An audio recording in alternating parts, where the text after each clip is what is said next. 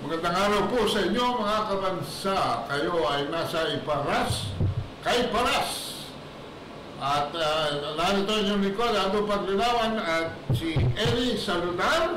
Ay, magandang araw po sa inyo, sa mga taga-subaybay dito po sa Iparas, kay Paras. At ang ating sekretary. Magandang hapon po, Paring Eli.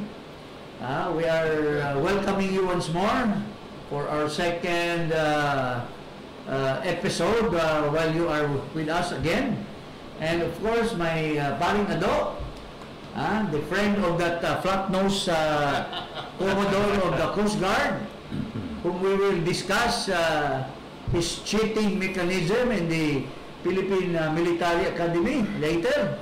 So, dito po tayo sa Iparas kay Paras at babati po tayo ng magandang hapon po sa ating mga mahal na mga kababayan na lalong mababaunan naman, lalo na itong inimpose na tariff ng Amerika. Naku po. Paano naman tayo masasabing kakampi natin ng Amerika? Pinapahirapan tayo ng Amerika. Sabi ng mga economists, sabi ng mga nakakaalam sa trade, talagang from 17%, ginawa na ngayon 20%. Lalong yung exports natin ay lalong mababaon tayo.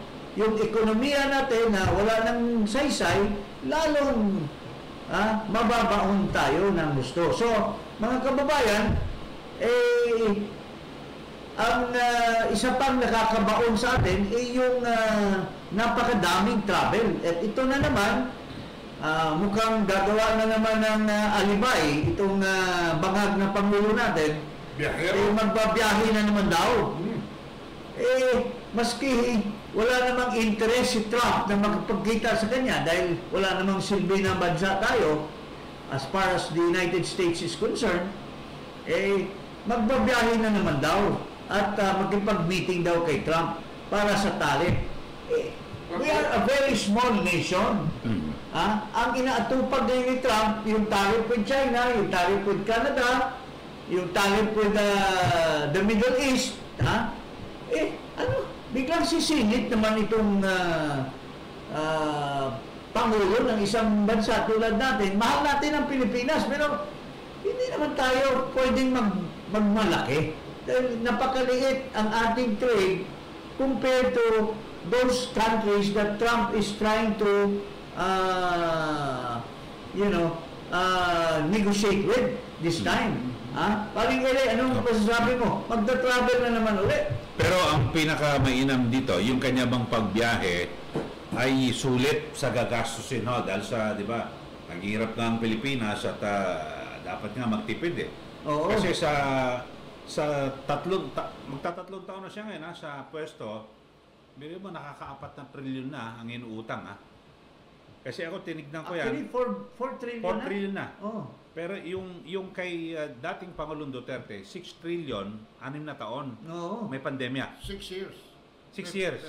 May pandemya pa. 700 billion lamang sa first years prior to the pandemic. Yon, kasi may pandemic, talaga maintindihan mo. Pero sa pandemic, lumaki dahil nagpasatay ng batas yung bayanihan na talagang pinabibigyan ang mga taong bayan to sustain the ravage of the pandemic. Tsaka talaga halos 2 taon yun na walang kinita ang Pilipinas. At yung mga Pilipino talagang pinagbawalan lumabas ng bahay, di ba? So binigyan ng ayuda. Binigyan ng ayuda. Hindi katulad nitong pamulitika lang itong mga AKAP, mga AX, pamulitika lang yan. So ngayon, ang nakakasama, nagta-travel din naman ang ating Vice President dahil may mga obligasyon naman siya bilang Vice President to let other countries know of the duty, the obligation, and mga functions or mga pinaggagawa ng Office of the Vice President, kinukontra at nilalait nitong Lucaret dyan sa Malacanang. Ito, pakinggan natin itong Lucaret. Kung ano-anong pinagdadaldal na hindi niya nalaman na pwede siyang balikan. Kung titirahin ni si Sara, naturally, people will say, oh, si Sara, napakaliit.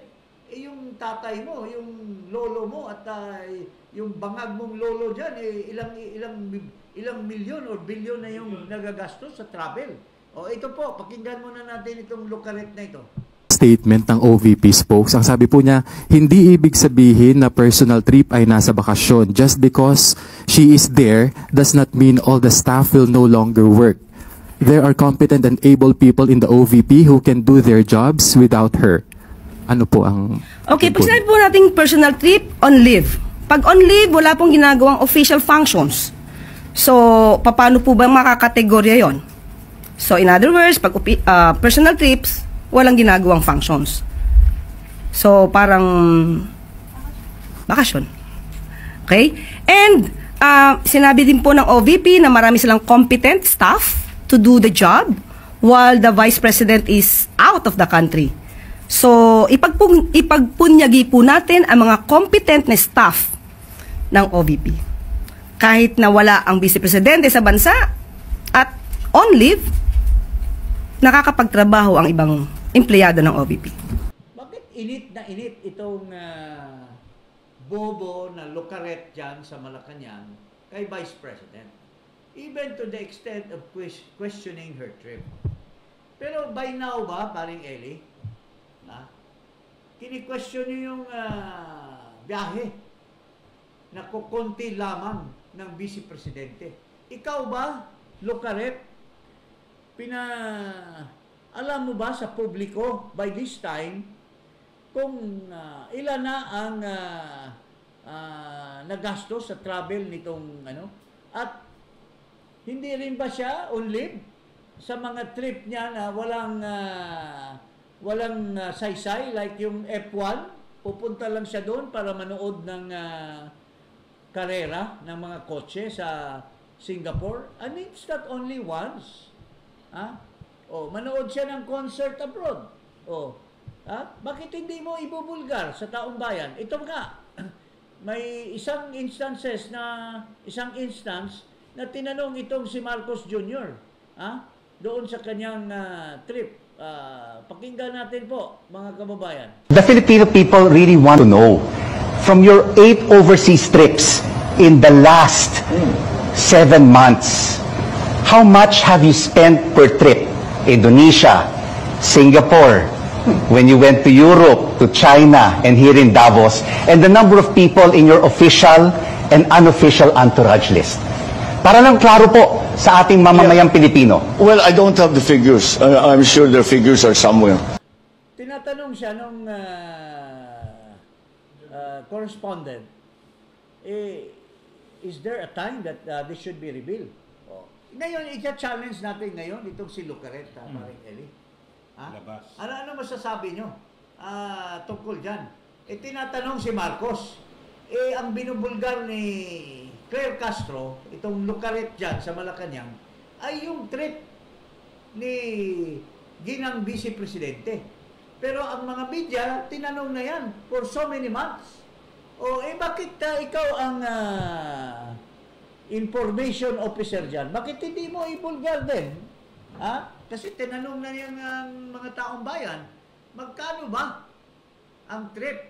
At magkano ba ang return of investment dyan? At ibulgar mo kung lahat ba ng trip ay nagtatrabaho yung Pangulo na yan. Kasi sinasabi niya, yung pledges daw is equivalent to the compensation. Pledges lang yan. Naintindihan mo ba yung pledges? That is information coming from those countries which will remain in the dustbin of history kung hindi man na turn into real investments yan in terms of pera, factory, employment. Ipaliwanag mo sa taong bayan, Lucaret, kung anong equivalent. Tinatanong mo si Sara Duterte. Ngayon, tinatanong ng taong bayan, anong nangyayari sa mga travel ng lolo mo. Yung bangag dyan na tatay mo sa Malacanang. Oo. Pero dito, I'm sure mas malaki ang gastos kay BBM, yung biyahe. Dahil sa marami sila. Marami. Yung kay BP Sara, ang nilinaw na yung biyahe niya sa Dahig, personal, ibig sabihin gastos niya. Oo. Hindi ipinapapasan sa OBP Yeah. o sa gobyerno. At eto pinakamatindi kasi siguro ewan ko lang kung itong CEO si Claire Castro, baka walang magulang to. Kasi yung pagpunta ro ni BP Sara sa Dahig, siyempre kailangan mong bisitahin ng personal yung ama. Napayat na 80 anyos na. At sana hindi nila pinadala sa Dahig para dito lang sa Pilipinas nandito. Oo. Siguro hindi na mapupunta Tapos sa sala sa init, sala sa lamig. Mhm. Ha? Yung tao pupunta doon dahil worried na worried sa tatay nila. Ikaw ba Claire Castro, may magulang ka ba? Ikaw ba ay pag ginawa ng ganyan ang mga magulang mo, hindi ka ba kaya gagawin mo rin yung ginagawa ni Vice President at mahigit pa? Maring ano masabi mo dito sa Lucaret na ito? Yan hindi apples to apples. Yan apples to oranges. Unang-una, ibang function ng presidente sa vice president. Ang vice president, spare tire lang yan. At the most remarkable function niyan is to replace the president in case of incapacity. So, bakit mo ikukumpara yung spare tire sa 4 na tires na gumugulong? And yung 4 na tires, napupudpud na, walang return. Pledges lamang. Hindi ka ba nahihiya dyan, Lucaret Castro? Now, tingnan mo, hindi lamang ang kino-question yung pag-travel, yung inconsistency, yung pagsisinungaling sa taong bayan. Sabihin mo, I hate impeachment. I don't want to approve impeachment. But, sabi niya, impeachment does not do anything good for the country. It's a storm in the teacup. Pero look at it. Pinail na ng mga minions niya, pinail na ng mga tauhan niya, sa Senate. Nagpirmahan sila at hindi ginawa yung unang impeachment, hindi ginawa yung pangalawang impeachment, hindi ginawa yung pangatlong impeachment. Nagpirmahan sila, gumawa sila ng 4th impeachment na kini-question ngayon ng taong bayan at lalo na may order ang Korte Suprema kini-question. Una muna, sinabi ng Senado ay ibalik natin yan. We are remanding that because we want it certified that yung impeachment, 4th impeachment was really a valid impeachment. Pero hindi pa klaro kung nasagot na at nabigay na yung totoo na justification na valid, pero na-overtaken by events, paring Eli. Ngayon, nagpadala na ng liham or order ang Korte Suprema. Tulad nung last episode namin na guest sa isang interview ni Karen Jimeno at ni aking kumpare Mike Toledo, yung si Colmenares, na pinagbigyan natin ng komenta dahil kabulastugan yung sinasabi ni Colmenares na 1/3 na daw, nasa Senate na, pero siya mismo isa sa mga complainant doon sa second impeachment. Napaka walang hiya nitong mga tao na ito. Nagpa-file ng impeachment, second impeachment, filed by the Bayang Muna, membro ito si Colmenares. Tapos, hindi mo man lang pinaglaban, Colmenares, Castro, Manuel, hindi niyo man lang pinaglaban nang nagpa-file kayo, in-endorse nyo yung second impeachment, hindi naman lang ninyo pinaglaban na binasura at pumirma kayo at sabi ni Tiangco lagayan ng 150 million. Siguro, ang tanong namin, recipient pa kayo? Kaya nyo hindi na inintindi yung second complaint nyo Kasi, sabi ni Tiangco, mayroong 150 million na umiikot sa mga miyembro ng Kongreso na pumirma doon sa, can you imagine pare, nag-endorse itong mga kumag na ito ng mga kaliwating na mga congressman. In-endorse nila yung pinail nilang second impeachment. So, Pero nung fourth impeachment, pumirma din sila. Lahat. Kasama sila sa 215. so babalik ako sa unang impeachment. Oh. Finala bayan. Yung akbayan. Hindi umandar. Nag-file ang bayan muna. Pangalawa. Hindi umandar. Hindi rin umandar. Nag-file yung mga pare. Hindi rin umandar. Bigla umandar. Pang-apat. February Oh. 5. Ano nangyari? Anong nagpaandar doon? So, So, napakakapal ng mga mukha. Pera, sabi ni Tiangco, umandar dahil nagbayad ng pera para umandar. Tsaka may mga interview mismo, meron No. na monitor ko, yung si Congressman Prasco Oo. sa Cebu, inamin niya na pumirma siya sa impeachment dahil sa takot na yung maapektuhan yung budget nila No. sa Cebu para sa kanyang constituent. So, ano ibig sabihin? Kasi maliwanag, base ito sa kautusan ng Supreme Court, dalawa. Yung una ay pinagpapaliwanag yung House of Yung ngayon, ito yung bago to, lumabas July 8. na order ng July Korte 8, Suprema. July 8 na ang order pero kahapon lang nailabas sa media. Okay. Una, pinagpapaliwanag yung mababang kapulungan ng Kongreso. Ano ang nangyari sa tatlong impeachment Oh. case? Okay. So, unahin muna natin yon. Yes. Sec Jin, ikaw ay naging kongresista. Ano ba ang dapat na proseso? Ano ba, pag nag-file ng impeachment, kasi yung December 2, December 4, December 19, yung tatlo. Tapos yung February 5, yung pang-apat na impeach sa CBP. So, ano bang proseso? Justice una-una. Paras, ano ba talaga ang procedure? Unang-una, no? Ako, kung sino mag-question sa mga sinasabi ko, ipalabas nyo na nakapag-file na kayo ng impeachment at successful. I can be proud to say na ako, isa sa nakapagpa-impeach at naging successful. At nasipa. Nagtagulat. Nag-resign, hindi na umabot sa Senado. Nag-resign na dahil natakot. So, ito po, nag-file kami ni Ferdy Topacio ng impeachment complaint against Andres Bautista, chairman ng COMELEC, na maraming kabulastugan na ginagawa noong eleksyon noong 2016 and 2013. Anong ginawa namin? Dinala namin sa yung complaint. Dinala namin sa House of Representatives.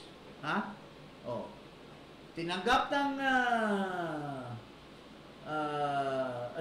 Secretary General. Immediately it was forwarded to the Speaker, Bebot Alvarez. At a few days, na-forward na sa Committee on Justice. That's why we appeared. We appeared to the Committee on Justice. Ngayon, natin yan, i-relate natin ngayon sa order ng Korte Suprema na pinapapaliwanag yung tatlong impeachment cases na what happened. Ano ba yung particular na talagang nakasulat na para sundin? Ang nakasulat dyan, which Yan. is mandatory. Ito ba sa Constitution? Rules of the House Nahango sa Saligang Batas. Batas. Ito po ang nakalagay, mandatory. Paano naman yung kaibigan ko na matalik, na matagal na kaming magkasama dyan, yung si Reginald Velasco. Uy, kaibigan ko rin yan. Si Reggie. Bakit napako naman? Alam mo, mga kababayan, ito po yung batas. Ito po yung rules. Ang nakalagay po sa rules of the House, which is in accordance to the constitutional duty of the House, when there is an impeachment complaint, is an impeachment complaint should be verified. And once it is filed, it says, sa rules, a verified complaint for impeachment may be filed by any member of the House of Representatives or by any citizen upon a resolution or endorsement by any member thereof, which shall be included in the order of business within 10 session days and referred to the proper committee within 3 session days thereafter. Ang ginamit po na salita ng rules, which is also according to the Constitution, which shall be included in the order of business within 10 session days. Shall means mandatory. Mandatory. Oh. Hindi ginawa ng Secretary General. Inupuan niya. Wala siyang karapatan, wala siyang otoridad na upuan niya yan. Wala siyang leeway. Pagtanggap niya, Ministerial lang sa kanya, di ba? ministerial, ipo-forward niya sa speaker. Pero hindi ako maniniwala dahil masunurin na tao ito si Reggie Velasco. Masunurin yan. At saka matino yan. Eh siyempre, kaya niya ginawa yun dahil may order yung hindi matino niyang amo, yung Speaker of the House. Yun ang totoo dyan, paring Eli. Upuan mo. Upuan mo yan. Kasi mayroon pa akong niluluto na port impeachment at papirmahin ko. Humingi pa ako ng pera kay Pangulong Pangulong Marcos. Mayroon 210 billion na ipapalilis ko yun for later release. Papirmahin natin yan lahat. Pero upuan mo muna. Dahil another impeachment, second impeachment, upuan mo muna, Reggie. Third impeachment, upuan mo muna kasi hindi ko pa naluto yung fourth impeachment. Sabi ni Speaker sa kanya. So dito, sa pag-upo na yon, Sec Jing, may nilabag na batas dito. May nilabag. Yan na. Kasi ministerial lang eh.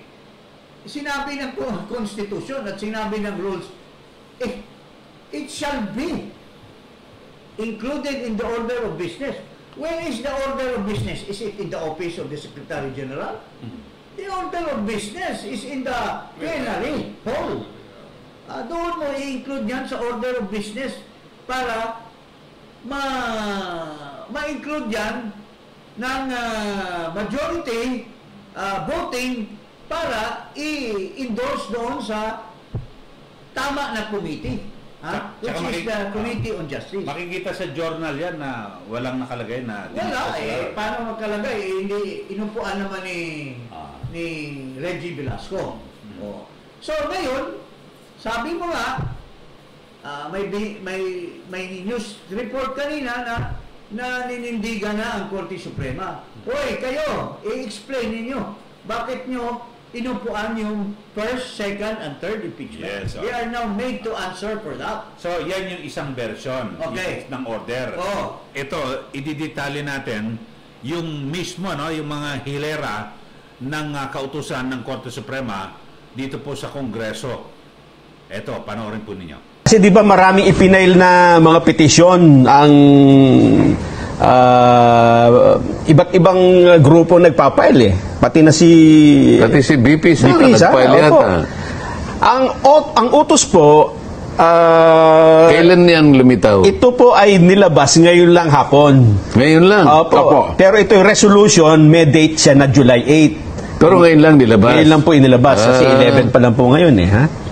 Anong sinasabi? Ito po, in order to assist the court in the full resolution of the various petitions assailing the impeachment complaints against Vice President Sara Duterte, the court, without prejudice to the resolution of other issues, resolved to require the respondents, ang tinutukoy po dito sa yung Senado tsaka yung House, to submit the following information under oath, accompanied by relevant documents, if any. A.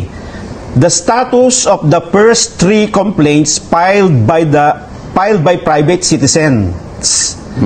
B. The exact dates on which the complaints filed by the private citizens were endorsed by a member or members of Congress. C. As to the complaints filed by private citizens, whether the Secretary General possesses discretion on when to transmit to the Speaker of the House of Representatives any impeachment complaint properly endorsed by a member or members of Congress. D. As to the complaints filed by the private citizens, the basis and authority of the Secretary General to refuse the transmittal of the complaints for impeachment to the Speaker of the House of Representatives for inclusion in the order of business within 10 session days from the time it was properly endorsed by a member of the House of Representatives. E. As to the complaint filed by the private citizen and regardless of the legal position of the respondents, the number of session days that lapse from the time the complaints were properly endorsed by a member of the House of Representatives to its transmittal to the Speaker of the House of Representatives and its inclusion in the order of business. F.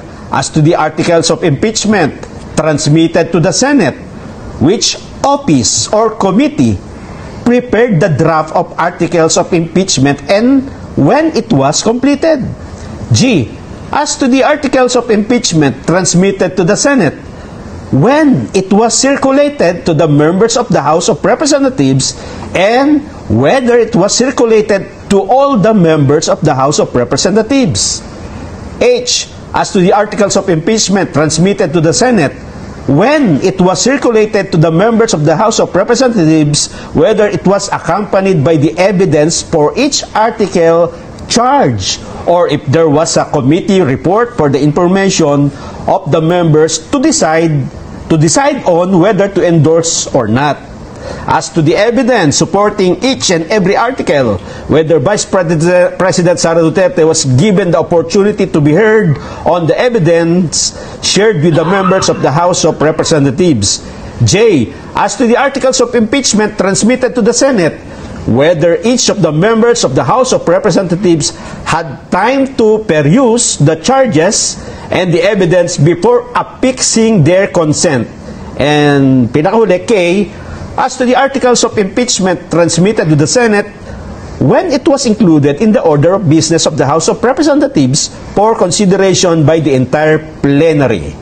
The respondents are given non-extendable period of 10 calendar days from receipt of this resolution within which to respond. Okay, so matindi. Detalyado ang tanong. This is a tall order.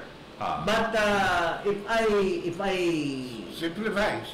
If I look back doon sa interview kay Colmenares, we have already raised this issue.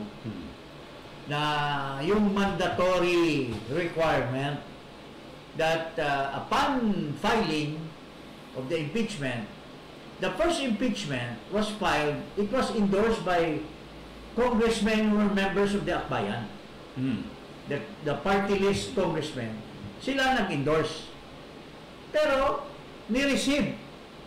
Out of respect, kasi in-endorse ng mga miyembro di kompleto yung complaint. Hindi pinorward ng Secretary General. But I cannot blame the Secretary General because to me, he is only following the order of the amo niya, yung Speaker of the House. I'm sure. Parang may po-forward kung ayaw ko tanggap. Ayaw tanggapin. So, sinabi na yun ng Korte Suprema dito sa order, mayroon bang discretion ng Secretary General? Tinatanong ngayon ng Korte Suprema, mayroon ka bang paano ngayon yan? Anong isasagot ni Reggie? Sabihin niya, wala pa akong discretion, pero si Speaker, may discretion. Na-orderan ako, huwag i-forward sa kanya. Magtutuluan na ngayon yung dalawang mga bugoy dyan sa Congress. So yung punto ni Colmenares, walang culmination. Walang culmination dahil Colmenares, sala sa init, sala sa lamig. Walang mukha, walang hiya, nag-file ng second impeachment, pero yung kanyang mga alipores, si Castro, si Manuel, sino ba yung isa pa? Na babae. Pumirma dito sa Brosas. Brochas, yung Brocha, yung binobrotcha. Brosas. Si Brosas. pumirma doon sa 215 congressmen. Walang hiya, nag-file sila pero pumirma din doon. Ha? Hindi ba nakakahiya yung mga ganong klase? Okay. Paring Eric, Yung bukod sa order, di ba, yung binabagit sa proseso, No. kailangan pag ikaw, congressman, pumirma ka, dapat nabasa mo. Dapat nabasa mo. Nabigyan ka lahat ng impormasyon at pumirma ka, Including naintindihan mo. Kasi that should be connected to the issue na baka hindi mo nabasa kasi mayroong, sabi ni Prasco, hindi ko talaga nabasa yan dahil tinakot ako na hindi ako marilisan ng pera. Sabi ni Chanko, hindi ako pumirma yan. Pero kadamihan niya, tumanggap. Kaya, swak na swak yung order ng Korte Suprema dito sa mga congressmen na talagang mag-explain sila. Pero dito, merong sige. sagot dyan si Secgen. Sabihin na natin para... Okay. Sige. Ang sabi po, House Secretary General Reginald Velasco asserted the impeachment proceedings complied with the rules, adding the Constitution does not specify how soon complaints should be transmitted to the office of the House Speaker. Immediate, pero wala naman daw time yon.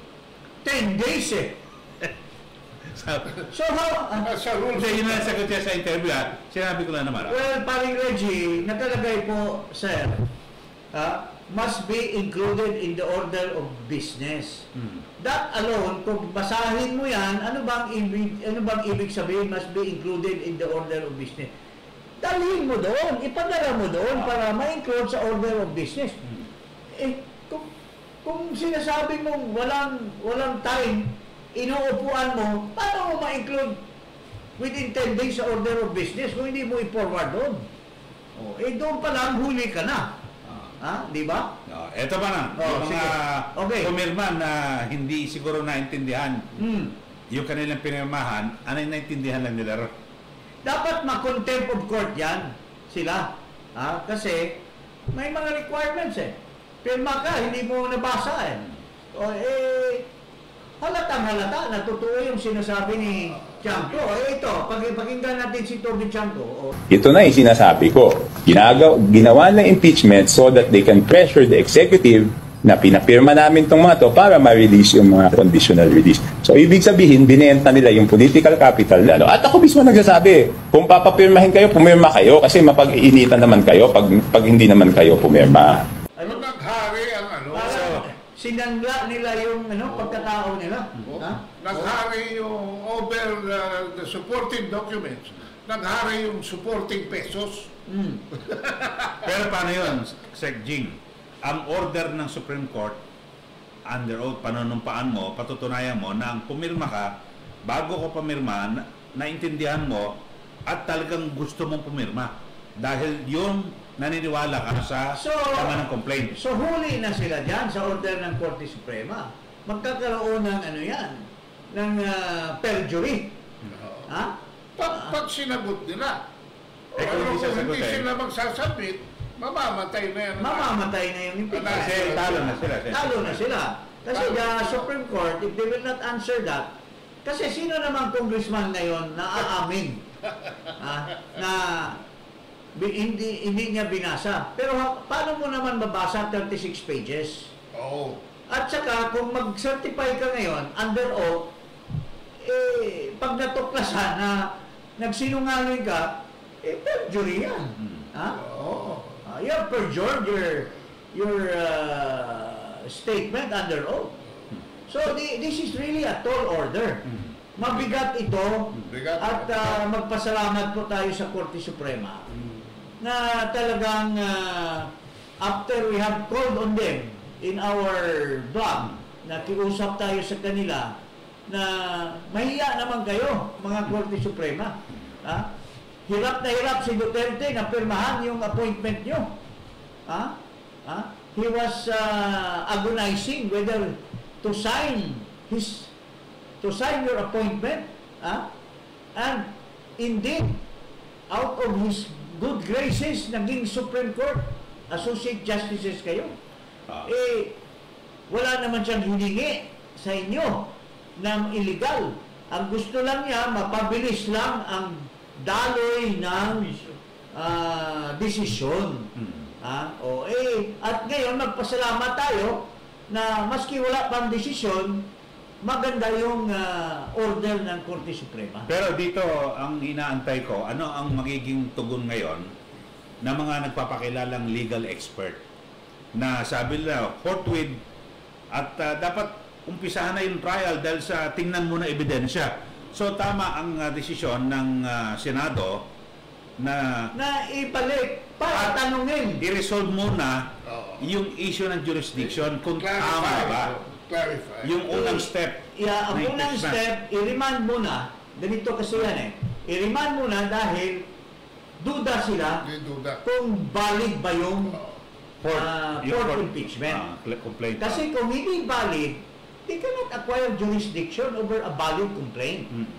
So, una, pag sinabit na yan, kinumply ng Congress yung certification, doon lang magkakaroon ng issue on the jurisdiction. Kasi, syempre may mga magre-raise dyan na sasabihin nila, we don't accept the certification because we believe that there was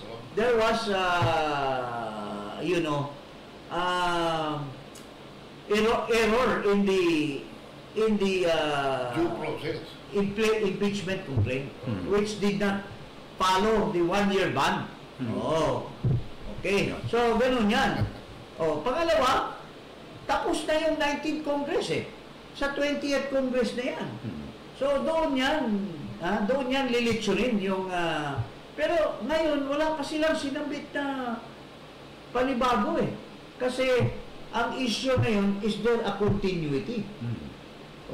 Wala, i-resolve niya, kaya nga daming sa July 29. Pero siguro kung ang Senado pinapasagot ng Korte Suprema, hindi sila pwedeng magtuloy-tuloy. Dahil sabi ng Korte Suprema, we have acquired jurisdiction already over the certiorari filed by Sara. Sagutin niyo muna ito.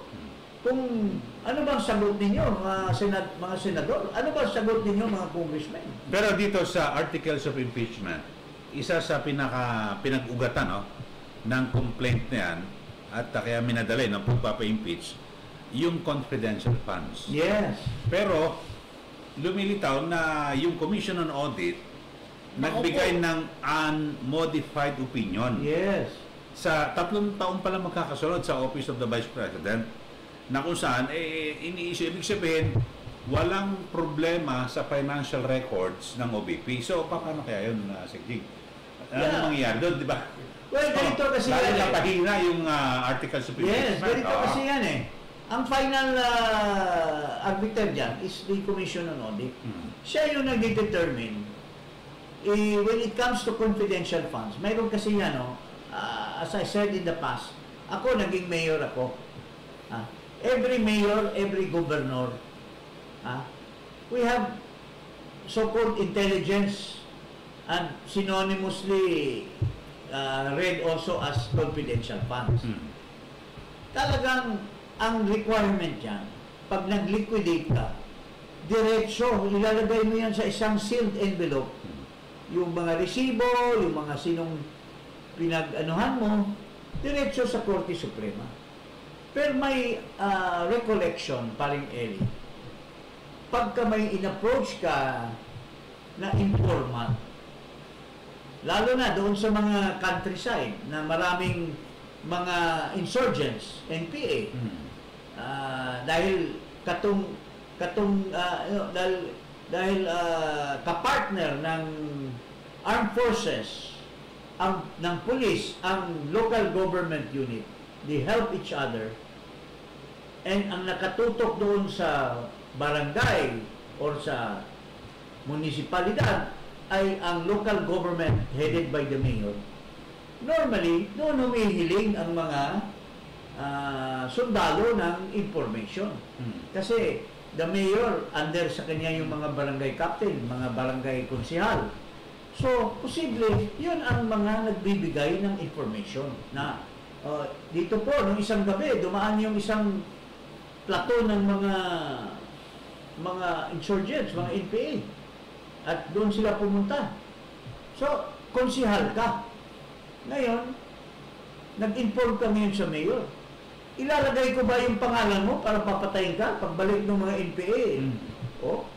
Siyempre, lalagyan ko ng ibang pangalan. Yung alias, maglalagay ka ng Lalagyan kitang alias. Pero bibigyan kita ng pera, tinanggap mo yung pera, pero alias ang ilalagay ko at yun ang ilalagay ko sa envelope. Pero itong mga gunggong, yung mga piatos, yung mga ganon, hindi nila naintindihan yung concept ng intelligence or confidential funds. Yung mga gunggong dyan, like itong mga broadcaster dati ng ABS-CBN na galit kay Duterte, kung magtanong, akala mo maraming alam. So, nung naging mayor pala ito si Kogjing, maaaring na-meet na niya si Mary Grace Piatos. Kinain ko yung Piatos na dahil suto you will never, maski halog-hugin pa. Ganito nga yung challenge ko. Kung gagawin nilang ipairal nila yung sinasabi ng Piatos, yung mga kung ano-ano, dapat halog-hugin nila din ang bawat liquidation ng bawat gobernador at mayors. At even the Department of National Defense. At tingnan niyo kung mayroon bang isang lalabas na tunay na tao doon sa tumanggap ng confidential funds na nagbigay ng information. Pero I challenge them on that. Pero matindi niya, may nakausap din ako na mga congressman Doon pala sa kanila, certification lang. Pag alam mo, may budget ka, i-certify people na wala nang receive. Yeah, doon sa Committee on Accounts during our time and until now. So mas maluwag din sa kanila, tapos kung makapanilip sa ibang confidential funds. Yun nga ang nangyayari dito kasi merong weaponization of the government powers here. What is good for the goose is not good for the gander. Iba yung patakaran nila sa kanilang sarili, iba yung patakaran nila sa Vice President. Yes. This is what they did during the Biden years. This is what they did to Trump. So abangan natin 10 days, calendar days iba. So as a closure, unextendable basta wala raw, hindi raw pwede extend yan, sabi ng as a closure, ngayon? May contempt power ang Supreme Court Those who will not comply will be declared in contempt by the Supreme Court. Lalo na yung mga congressmen. At hindi naman yung sinasabi ng Secretary General na wala daw time frame para idalhin niya sa Speaker. Hindi niya binasa yung kanilang own rules wherein that within 10 days, it shall be included in the... So how is the Secretary General has the discretion to say na I will not include this in the order of business? Paano niya ma-justify yung sinasabi? Kaya tinatanong ng Supreme Court, ano ang kapangyarihan mo para ipitin mo? Pero kung ako congressman, parang damn if I do and damn if I don't. Kasi if I don't, contempt. If I do, baka ma-perjure ako. Pero yung 215 ba, dapat obligado sila mag-explain. Those who sign it. Kasi sinabi kayo na, isa-isa. Nag-release lang doon. Yung sa 215. Yung kanilang konsiderasyon. Kanilang piatos.